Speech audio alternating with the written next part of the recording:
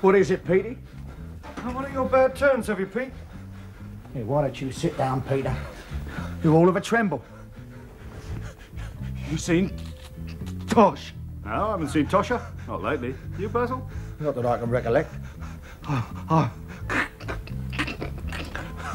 Here, what have you just done, Peter? I just come! Peter, is that your banger parked out there? Seems totally surrounded by old Bill.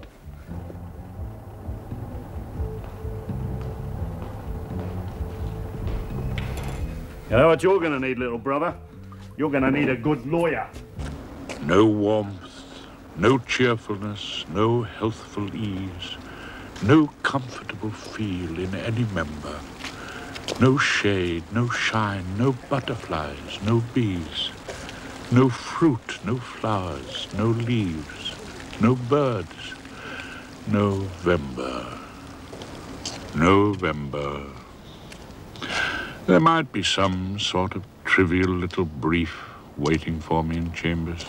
In November, an old man's fancy lightly turns to thoughts of indecent assault, bringing briefs at London sessions and before the Uxbridge justices. Oh, God, oh, Uxbridge justices. I started 40 years ago, defending a charge of unsolicited grope on the Northern Line. And that's what I'm back to now. In my end is my beginning.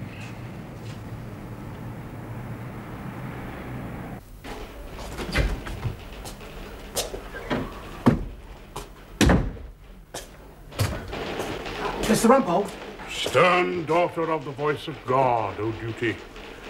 Well, Henry, my learned clerk, what are my orders today? There's a con waiting for you, sir, in a new matter from Morris Nooks and Parsley. New matter? Yeah, the Bermondsey stabbing. Mr. Nooks says you'll have read about it in the papers. My heart leaps up when I behold a rainbow in the sky, or a murder in the offing. Oh, doesn't that sound terrible? But I've got to admit it. Oh. They'll be giving me a leader in a murder. No, they haven't mentioned a leader. Suppose it'll be Guthrie Featherstone, QCMP. Well, it'll get me back to the Bailey, my proper stamping ground.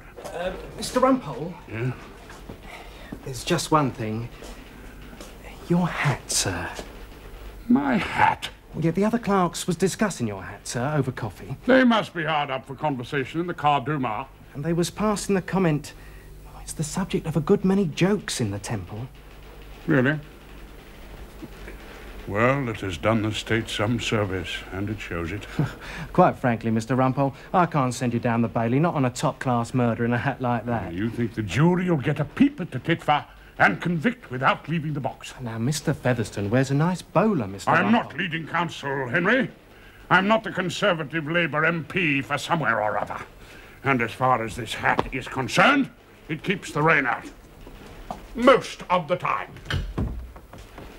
My old clerk, Albert, put up with this hat for a good many years without complaint. Yeah, well, there's been some changes made since Albert's time, Mr. Rumpole. Indeed there has. I got some decent briefs in Albert's time. I got the Penge Bungalow murders and the Brighton forgery case. I wasn't put out to grass in the Uxbridge Magistrates' Court. Oh, good morning. Good morning, Mr. Rumpole. Allow me to introduce myself. I'm Nooks. Mr. Nooks. And this is Miss Stebbings, Marticle Clerk. This is Mr. Leslie Delgado, Mr. Basil Delgado, our client's brothers. How do you do? How do you... Well, please, sit down, sit down. Yes, That is, of course, if you can... Come round here. If you can find somewhere. Sure. Our client, of course, is not with us. Hardly, Mr. Rumpole. Yeah. Mr. Peter Delgado has been moved to the prison hospital. He's never been a well boy, Mr. Rumpole. Oh. Our client's health has always been an anxiety to his brothers. Oh, really? Yes, I see. Well, then, let's have a look. Victim's name, Tosher McBride. Anything known about him? I believe he was a rent collector. Oh, that's a good start. I mean, the jury will be dead against murder, but if somebody has to go, it might as well be a rent collector.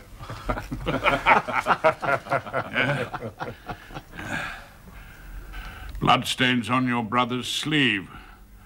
I see. What's forensics say about that? Group consistent with 10% of the population. Including Mr. Tosher McBride's? Yes.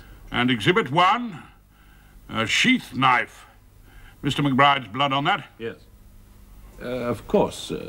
Oh, yes, I know. 10% of the population. The sheath knife found in your brother's old Daimler down beside the driving seat.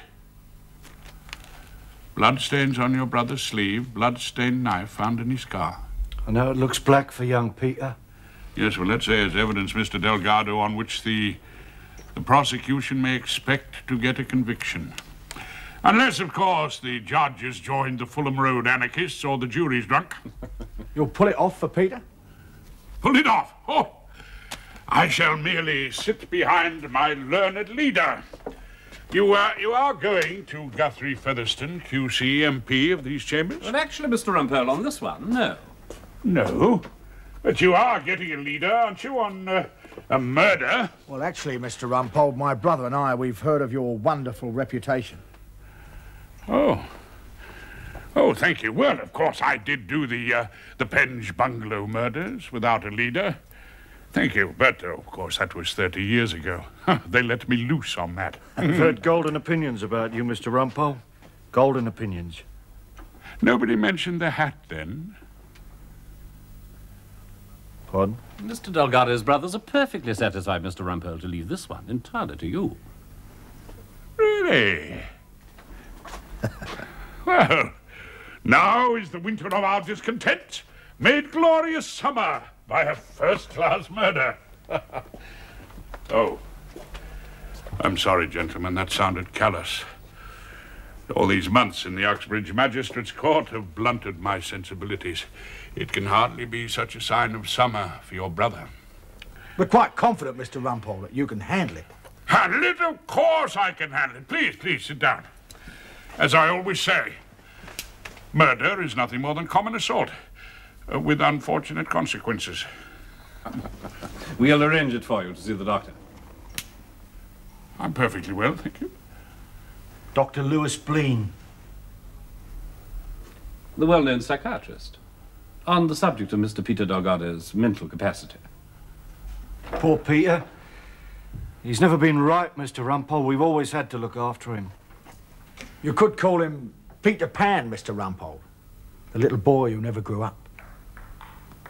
Remember me, do you? Dr. Bleen. Yes.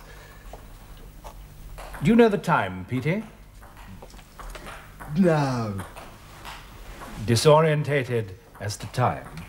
Well, mightn't that be because he's not wearing a watch? Where are you, Peter? In the Nick? hospital wing. Orientated as to place. Possibly. When we last met, Peter, you told me you couldn't remember how McBride got stabbed. No. It appears to be a complete blotting out of all the facts. Mightn't it be worth asking if he was there when Tosher got stabbed? I'm afraid that given the advanced state of amnesia here, the answer might not be in the least helpful. Now then. Well, helpful or not, shouldn't we hear it? Mr. Rumpole, as a solicitor of some little experience, may I interject here? If you have to. Dr. Bleen will correct me if I'm wrong, but as I understand, he's prepared to give evidence that at the relevant moment, Mr. Yes, well, Delgado's... so far, I have no idea as to when the relevant moment was. Mr. Delgado's mind was so effective that he didn't know the nature and quality of his acts, nor did he know that what he was doing was wrong. I see. You think he was giving Tosher a warm handshake and welcome to the Rent Collectors Union? That's not exactly how I suggest we put it to the learned judge. Well, how do you suggest we tell it to the old sweetheart? Guilty but insane, Mr. Rumpole. Oh, indeed. We rather anticipated your advice would be that. Guilty but insane in law. And have you anticipated what the prosecution might say? Peter has been examined by a Dr. Stotter from the Home Office. I don't think you'll find him unhelpful. Charles Stotter and I play squash together. We've had a word about this case. What rum things you do talk about on the squash court. It's always struck me as a good game to avoid. Well, You'll be wanting to get back to your television. Oh, just one question before you go. Did you stab Tosha McBride? I don't think the answer will be at all reliable. I dare say you may even think the question unreliable, Doctor, but I'm asking it just the same. Because if you did, we'll call the good shrink here and Dr. Stotter, fresh from his squash court, and they'll let you off lightly. You'll go to Broadmoor at Her Majesty's pleasure. No doubt Her Majesty will be thinking of you constantly. You get a lot more telly, you'll get some exciting basket weaving, and a handful of pills every night to keep you quiet. If you're very good, they might let you weed the doctor's garden or play cricket against the warder's second 11. But I can't offer you these delights until I know, did you stab Tosha? I think my patient's tired. He's not your patient at the moment. He is my client. Dr. Blean has joined us at great personal inconvenience. Then I wouldn't dream of detaining him a moment longer. Good day, gentlemen.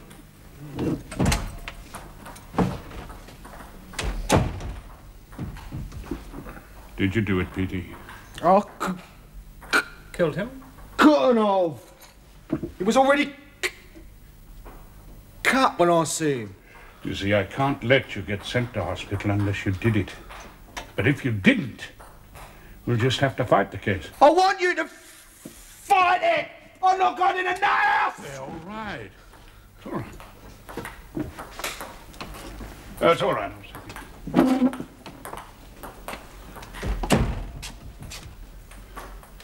If we do fight it, Petey, we may very well lose. Do you understand that? My brother says you're tip-top lawyer. Mr. Rumpole, Oh, really? Well, let's say I've picked up a few tricks over the years. Now then, hadn't you better tell me exactly what happened the night Tosha was stabbed?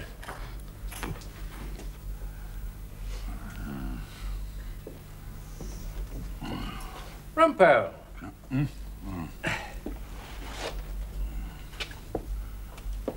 You're late, bird. Yeah, just trying to feather my nest with a rather juicy little murder. Morris Snooks tells me he's not taking in a leader. That's right. Well, the last time I led you wasn't a successful. I'm rather a backseat driver, I'm afraid. Of course, you're an old hand at crime. Good God, I thought you were going to say old lag for a minute. It's a question of tactics in this case, of course. Morris was saying that if I appeared, it might make it look as if they'd rather over-egg the pudding. Whatever pudding are you talking about? Well, then, Silk MP of a certain prominence might make it look as if this Peter, what's his name, was in a bigger league, if you know what I mean. You think the jury would prefer a bit of good plain cooking? You put things rather well, Horace, sometimes. Oh, thank you. But if I can be of any help unofficially. Oh, I'll call on you if I can't remember how to cross-examine. I admit I lack the polish that makes it sound as polite as examination-in-chief. That offer was made in all sincerity, you know. Then in all sincerity, I can manage on my own. Horace, look, I'm rather anxious to put to an end any sort of rift between the two senior men of Chambers. It doesn't make for a happy ship. Aye, aye, sir. Yes, well, I'm glad you agree. Seriously, Horace. We don't see enough of each other socially. Look, I've got a couple of tickets for the Scales of Justice ball at the Savoy. Why don't you join me and Marigold? Now, let's get this straight, Featherstone. Oh, Guthrie.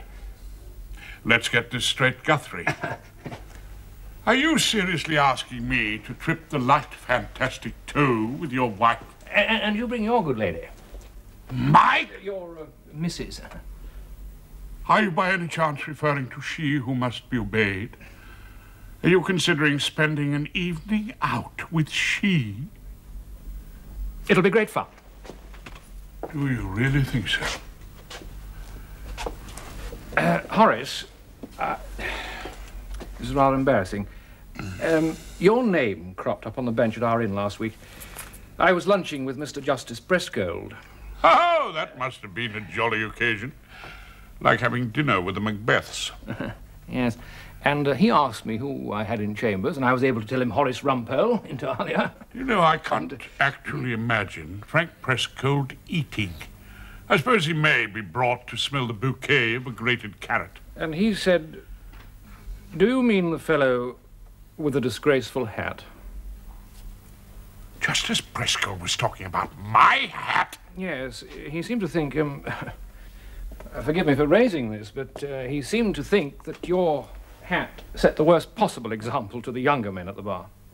Well, you can tell Mr. Justice Brescold from me, when next you share the bench's vegetarian platter, that the last time I appeared before him, I took strong exception to his cufflinks. To me, they look just as cheap and glassy as his eyes. Oh, don't take offence, Horace. It doesn't do, you know, to take offence at one of Her Majesty's judges. Well, look, we'll look forward to the Savoy, and the best to your good lady.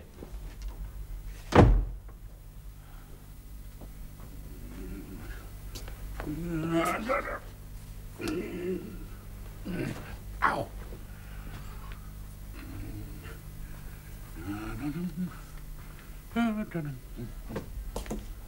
Rumpole? She who must be obeyed. Yes, dear.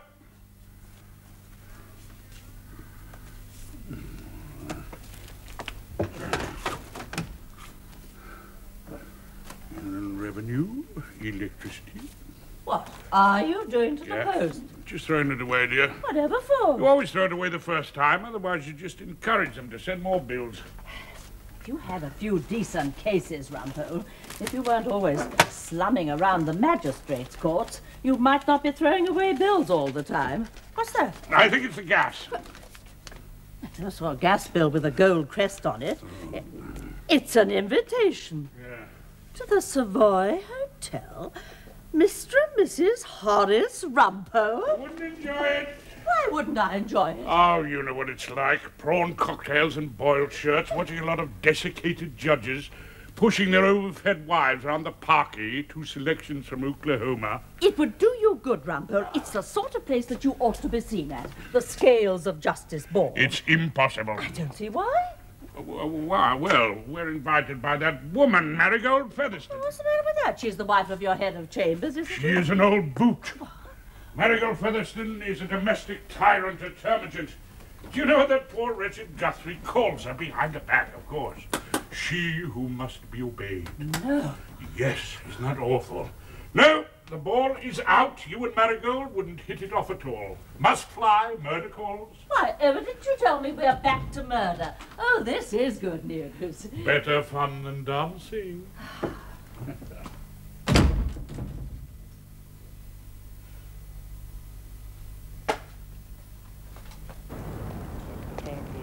Took great anguish and refused to take the call to the company. Down there, just after that, the dagger's drawn. Morning, Judge.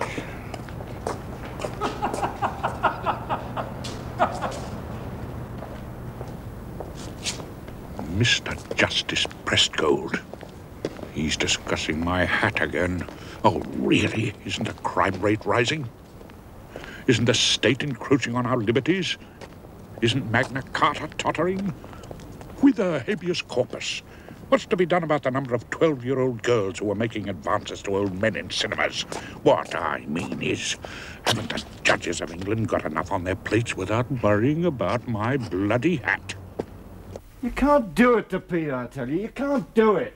I mean, fight the case. How can he fight the case? Notice of additional evidence. Prosecution witness Bernard Whelpton, known as Four Eyes. You read that. You read what Four Eyes has to say. Whelpton's evidence doesn't help. I'm sure you'll agree, Mr. Rumpole. Tasha McBride used to take the mick out of Peter Delgado on account he stammered and didn't have no girlfriends. One night I saw Petey try to speak to a girl in the Paradise Rooms. Yeah, that's my club, the Paradise Rooms. He was asking the girl to have a drink, but his stutter was so terrible that Tosha said to her, "Come on, darling. It'll be breakfast time before this silly git finishes asking for a light air." Oh, charming. After that, I heard Peter Delgado say as he'd get Tosha, he said he'd like to cut him one night. He's not a well boy. And what's Mother gonna feel? Her Peter going through all that for nothing. When I came out of the Old Justice pub that night, I see Tosha on the pavement and Peter Delgado kneeling beside him with his arms round his neck. You know, it's an odd thing. Nobody actually saw this stabbing. No, but Peter was there, wasn't he? And the knife. What about the knife? Well, in my humble opinion, the knife in the car is completely damaged. So, what's the answer about the knife? Yes, Mr. Delgado. What indeed? You know, I might have had doubts about this case if you hadn't proved to me that your brother is innocent. I did? Yes, when you sent Dr. Louis Bleen to see him. The head shrinker extraordinaire, the guru of What's Bugging You, cures for listeners' neurosis, every Thursday afternoon, Radio 4. Mr. Delgado, if you had done a stabbing and all the evidence was dead against you and along comes lovely Dr. Bleen and offers you a nice quiet trip to the hospital, wouldn't you take it? You mean Peter turned it down? Of course he did. He may not be all that bright, poor old darling, but he knows bloody well he didn't stab Tosha McBride. Thank you, Mr. Rumpole.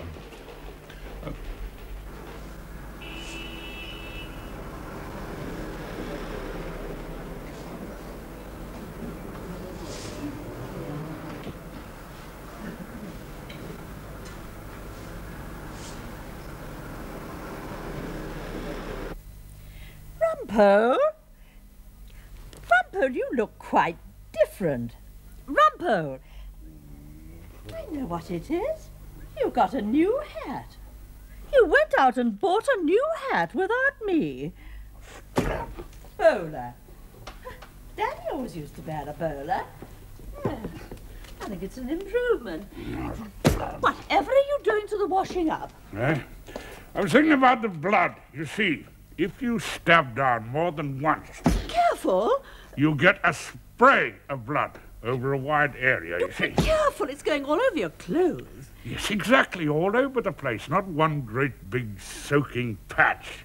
And there's plenty on the cuff. Look at that, feel Your that. cuffs are soaking. Oh, why couldn't you roll up your See, sleeves? plenty down there, not there. That's perfectly For dry. goodness sake, leave the washing up alone and let me finish it later on. Oh, by the way, I spoke to Marigold Featherstone this morning. What? And you know, she doesn't sound like an old boot at all. So why won't you take me to the scales at Justice Ball? Because, Because what? Hilda, we are in the autumn of our years. Thank you very much. Season of mist and mellow fruitfulness, close-bosomed friend of the maturing sun, etc. Why? Where are the songs of spring? Aye, where are they? Think not on them. Thou hast thy music too. But not jigging up and down like a couple of punk rockers at a dance. I doubt very much whether they have punk rockers at the Savoy. Doesn't it occur to you, Rumpole, that we never go anywhere?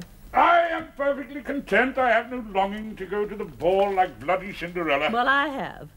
Hilda, I can't dance. You can't what? I can't dance. Don't ask me. I can't You're dance. lying, Rumpole. What? Just cast your mind back to August the 14th, 1938. Oh, God, what happened then? We met, Rumpole. As a matter of fact, it was when we met. I shouldn't expect you to remember. 1938, of course, the year I did the Euston Bank robbery led by your father. Led by Daddy. Led by Daddy. You were young, Rumpole. Well, comparatively young. And where exactly did we meet? I'm sure you can't remember that. At a bus stop. At a bus stop.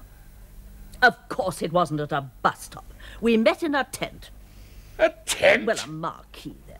There was a band and champagne and some sort of cold collation. Daddy had taken me to the Inns of Court ball to meet some of the bright young men in chambers. He told me then how helpful you'd been to him on blood groups. Oh, hopeless on blood, dear old Daddy. He couldn't bring himself to look at those terrible photographs. And we danced together, Rumpole. We actually waltzed together. Oh, well, waltzing's different. It's just going round and round, isn't it? Well, we can waltz together again, Rumpole. But you better get into training for it. Because when I rang Marigold Featherstone this morning, I told her that we should be delighted to accept the invitation. So it's all right, is it, if I RSVP it? Fate span a bloody wheel, and I've got Mr. Justice Prescott for my first murder in years without a leader. Many a decent gambler would have shot himself for less. Frank Prescott took grave exception to my hat. And what's he staring at now? Fly buttons undone? No, you can't see them. Wig? Well, the wig is a bit battered. I got it second-hand from an ex-Chief Justice of Tonga in 1932. Oh, do listen to the evidence, Prescott. Stop staring at me. Finally, Mr. Felton, I take it you haven't given this evidence out of any spirit of enmity against the man in the dock? Ah, I'm Pete's friend. We was at university together. My lord. Did you say something, Mr. Rumpole? Only that I have an objection to make, my lord, in the absence of the jury.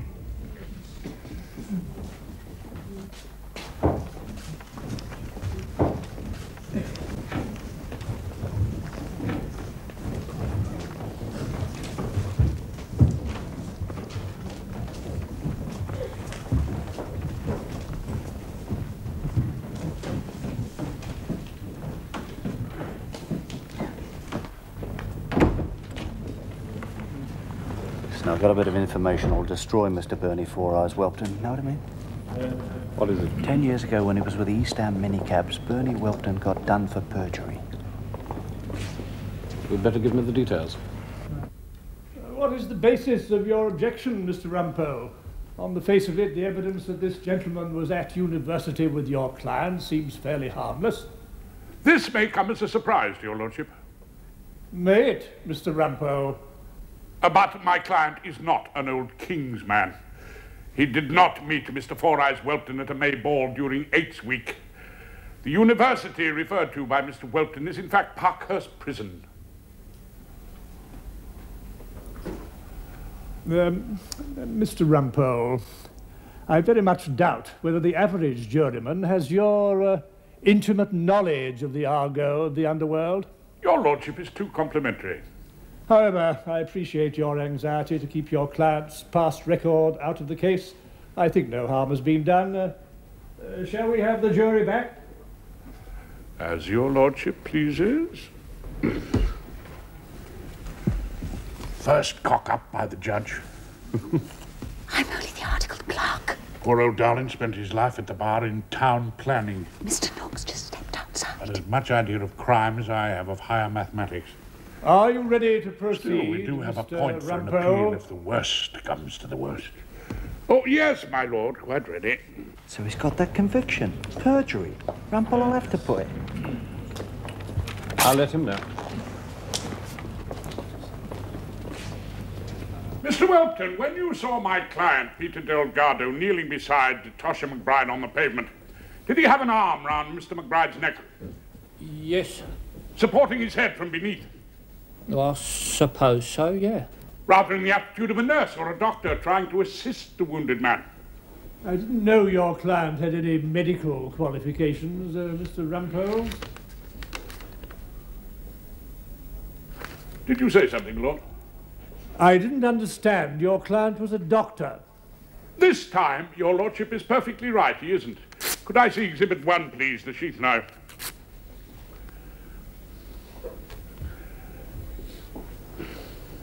When my client was holding Mr. McBride, could you see his hands? Yeah. Anything in them, was there? Not as I saw. He wasn't, for instance, holding this knife. I didn't see no knife. I don't know whether my learned friend remembers. The knife was found in the car. Exactly. So my client stabbed Mr. McBride, ran to his car, dropped the knife in, then ran back to comfort Tosha's dying moments. Is that what you were saying? Well, he might have slipped the knife in his pocket. Mr. Rumpole. My lord. This is not a time for arguing your case. It is a time for asking questions. If you feel your point has any substance in it, you will no doubt remind the jury of it when you come to make your final address at some time in the no doubt distant future. I'm grateful to your lordship, and no doubt your lordship will remind the jury of it in your summing up in case it slips my memory. It's such an unanswerable point for the defence. Mr. Welpton, did you see Tosha McBride stabbed? I was in the Old Justice, wasn't I? Well, you tell us. Well, I'm telling you. I was in the snug. Thank you. And when you came out, Tosha... would it not be more respectful to call that good man the deceased Mr. McBride? If you like. When you came out, that good man, Mr. McBride, was bleeding in my client's arms. That was the first I saw of him, yeah.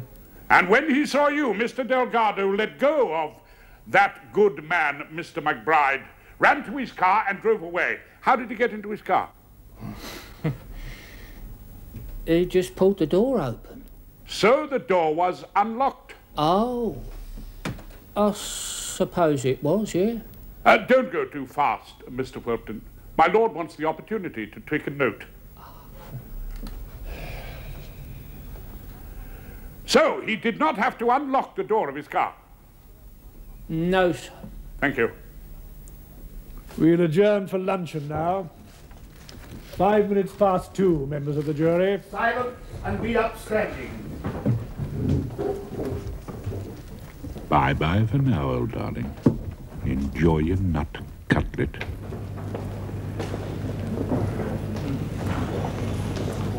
What are you playing at, Mr. Rumpole? Why didn't you use Bernie's conviction? You really want to know? This is the boy's mother, Mr. Rumpole. We all want to know, the whole family. Point one. So far, I have kept your brother's record out of this case. If I introduce the convictions of a prosecution witness, the jury will get to know about P.T.'s 12-month stretch for unlawful wounding in 1970. Do you want that? Well, I was only trying to... Point two. Mr. Welpton's perjury was for forging a passport application. I've checked it. And point three, I need my lunch. Mr. Rumpole, I'm only the boy's mother. Oh, don't underestimate yourself, madam. You have bred 3 sons who've given a great deal of employment to the legal profession. For God's sake, what have we got here? Exactly what you asked for, Mr. Delgado. The counsel of your choice. Lunch? Inspector, you photographed Mr. Delgado's old Daimler when you got it back to the station. Yes. And was it then exactly as you had found it outside the Paradise Rooms? Exactly. With the driver's door unlocked and the window open? Yes, we found the car unlocked. So it would have been easy for anyone to have thrown something in through the window, or indeed to put something in through the driver's door. I don't follow you, sir. Something. Something like this knife, for instance, could have been thrown into Mr. Delgado's car in a matter of moments. I suppose it could, sir. By the true murderer, whoever that was, when he was running away. Note from the judge. Dear Rumpole, your bands are falling down and showing your collar stud. No doubt you would wish to adjust it. What is this, a murder trial or a bloody fashion parade? Inspector, we have heard Mr. Tosha McBride described as a rent collector. Is there to be an attack on the dead man's character, Mr. Rumpole? I don't know, my lord. I'm sure there are charming rent collectors, just as there are absolute darlings in inland revenue. Silence! Where were these rents collected? Business premises. What sort of business premises? Cafes, my lord, pubs, minicab offices. And do you know what remedies were taken if the rents were not paid? I assume proceedings were taken in the county court, Mr. Rumpole. Oh, alas, my lord, some people have no legal training. If the rents were not paid, sometimes these business premises caught on fire, did they not? Sometimes they did. To put it bluntly, that good man, Tosha McBride, was a collector for a protection racket. Well, officer, was he? Yes, my lord, I have reason to believe that he was.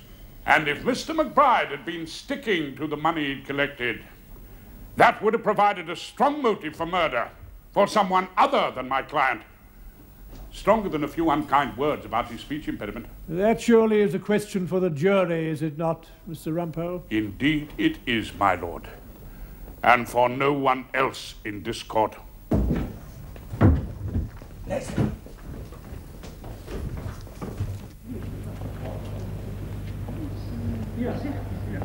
Mr. Thistleton, as a scientific officer, you have lived with bloodstains almost as long as I have. Almost. You have examined all the clothing worn by my client on the night in question. I have, my lord. You've examined all the pockets. I have. Are there any bloodstains in any of the pockets? There are none. So, there can be no question of a blood-stained knife having been hidden in any of the pockets while my client was nursing the deceased in his arms. Well, of course not. Ah, you find the suggestion amusing. Yes, I do. The idea is ridiculous. You may be interested to know that it's on that ridiculous idea the prosecution's basing its case. My lord. Yes, that was a most improper observation, Mr. Rumpole. Then I pass from it with dispatch, my lord. Mr. Thistleton, had my client stabbed Tosha McBride repeatedly in the neck, you would expect a spray of blood over a wide area of clothing. You might have found that. With small drops spattered from repeated forceful blows. I should have expected it. In fact, you found nothing of the sort. No. And you would have found blood in the area of the cuff of the coat or the shirt. Most probably. Instead, all we have is a large soap patch in the crook of the left arm. Yes. Totally consistent with my client merely having supported the deceased's head as he lay bleeding in his arms. Not inconsistent. Not inconsistent. Mr. Thistleton, doesn't not inconsistent when translated into plain English mean consistent? Yes, it does. Thank you. There you are, Petey. Your brother wants to sack me. The position is, Mr. Delgado is a little perturbed at the course this case is taking. Mr. Leslie Delgado is not my client. He thinks we've got on the wrong side of the judge. Oh, would he like to point out, purely for my personal information, the right side of Mr. Justice Prescold? Who does his lordship think he is? Court correspondent for the Tailor and Cutter? Look, Petey, old sweetheart, I've abandoned that judge. He'll sum up dead against you, that's obvious. But if we can let the jury think he's the sort of bloke that shoves airwick up his nose every time he so much as smells a real human being, we might have got somewhere. Wouldn't you agree? Mr. Leslie Delgado is definitely dissatisfied. This puts me in a very embarrassing position. Oh, cheer up, Nooks, old darling. Your position isn't nearly as embarrassing as Petey's.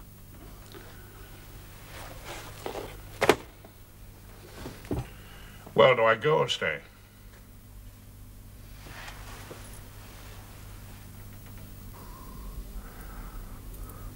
And now, members of the jury, I would like to draw your attention to a man we have not seen. He is not in the dock. He has not appeared in the witness box. I don't know where he is now. Perhaps he is savoring the delights of the Costa Brava, lying beside the heated swimming pool with his aperitif and reading his airmail edition of the Daily Express. Perhaps he is very near to this court, waiting for news. Wherever he is, I shall call him Mr. X. Did Mr. X employ Tosha McBride as a collector in one of his protection rackets? And had Tosha McBride betrayed his trust? So that on that fateful night, outside the Old Justice pub, Mr. X waited with this knife, and when he saw his faithless servant emerge from the shadows, he struck. Not once, not twice, but you have heard the evidence. 3 times in the neck.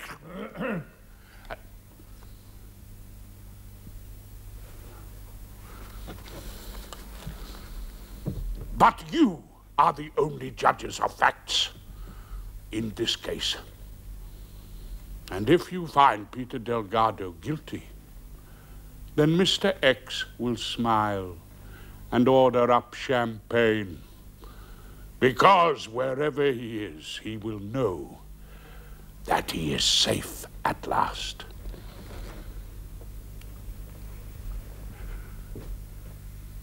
The jury are still out in the Bermondsey murder case. Summing up today, the judge told the 7 men and 5 women that if they thought there was any force in the defense argument, they would acquit. But, he added, the evidence called for the prosecution was almost overwhelming. Earlier, Mr. Horace Rumpole, appearing for the defense, had suggested the guilt of an unknown man, a Mr. X, counsel called him, who would smile and order up champagne if Peter Delgado...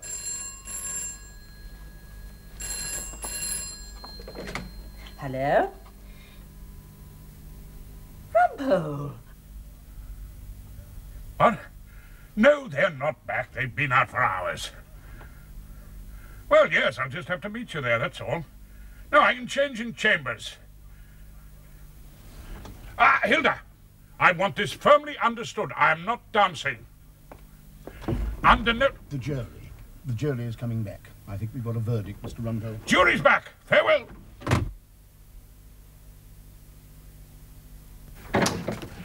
Trailing clouds of glory do we come. Well, Petey. Well, what are you looking so bloody miserable about? They might have found you guilty. Well, where's the champagne? I expected a party. Oh, come on, cheer up. My God, I don't know what you'd be like if you'd lost.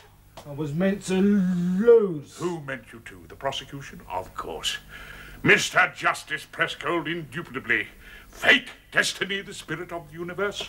Not as it turned out. The verdict was written in the stars. Not guilty of murder. And is that the verdict of you all? That's why they chose you. I was meant to lose. I don't follow. Bloke, while I was waiting in a cell, used to know Bernie Four Eyes. He told me why my brothers chose you to defend me. Oh, well, I do have a certain reputation in the temple, you know. My crown may be a bit tarnished.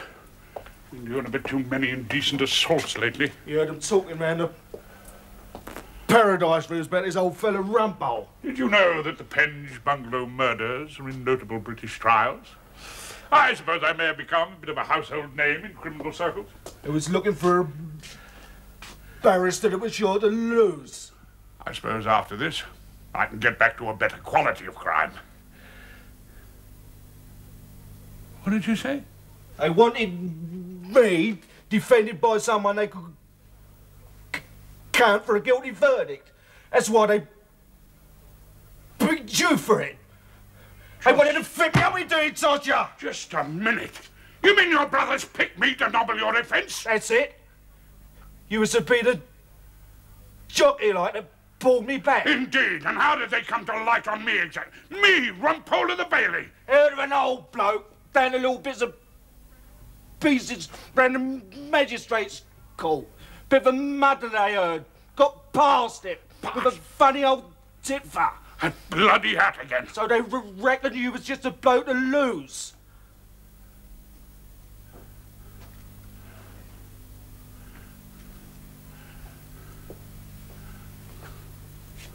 I shouldn't have told you. Well, perhaps it's all lies. You hear lots of stories in the cells under the Bailey. Yeah. Up in the bar mess, too. They rubbish your reputation. Have a cigar. All right. Well, Petey, where does this leave you? Eh?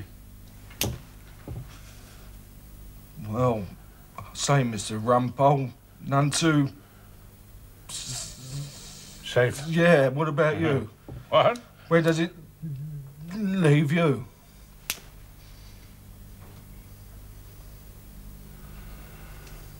Oh. Yes.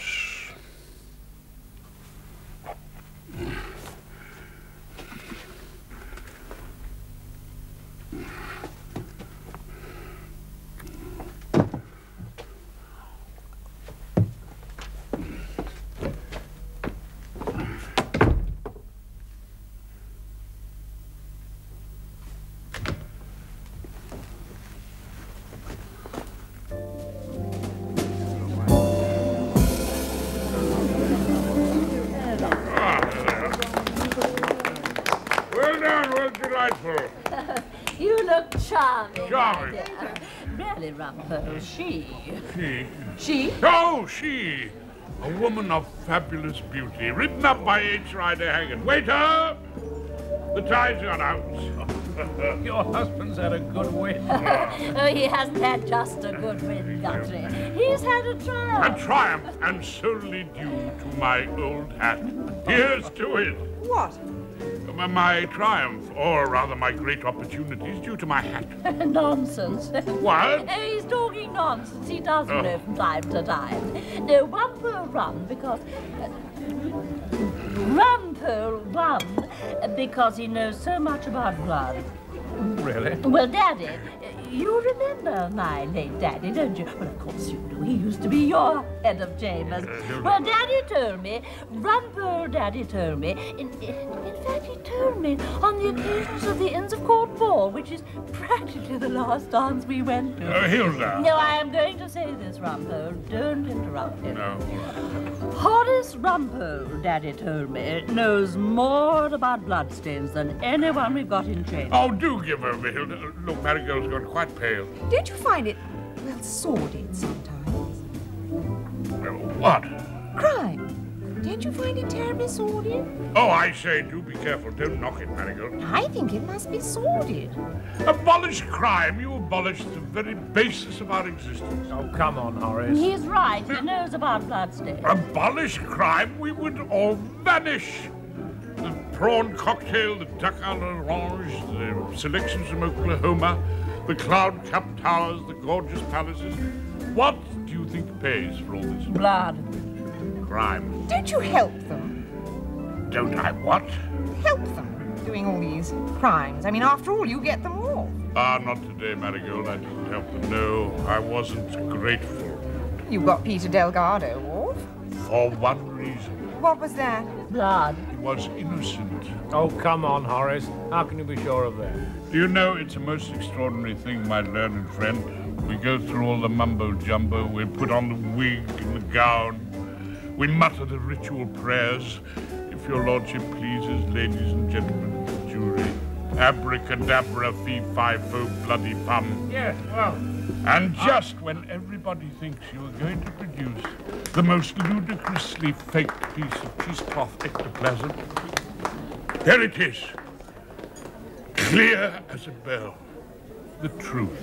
Don't you find that? Well, there are two ways. You know, it's bloody scaring sometimes, eh? But there it is, the truth. Naked and embarrassing. Oh, Nooks. Shady Nooks. Please excuse me. I'd like a con with you in the morning, Mr. Featherstone. Is that at all convenient for you? Really? Why? What's happened? I believe it was on the 10 o'clock news. They've arrested Leslie Delgado. Charged him with the murder of Tosha McBride. Oh, surprise, surprise. Is there any evidence? They discovered McBride was working for Leslie. And there are a couple of witnesses who say they saw Leslie and heard Leslie setting the whole thing up. Members of the Robertson family.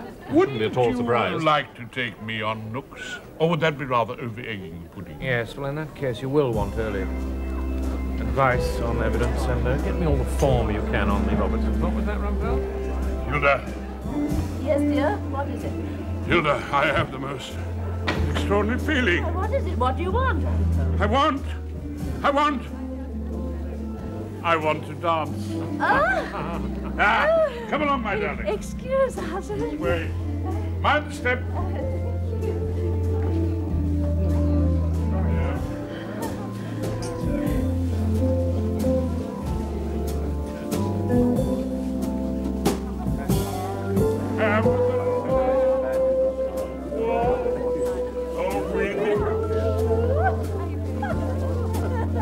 the two sleepy people together.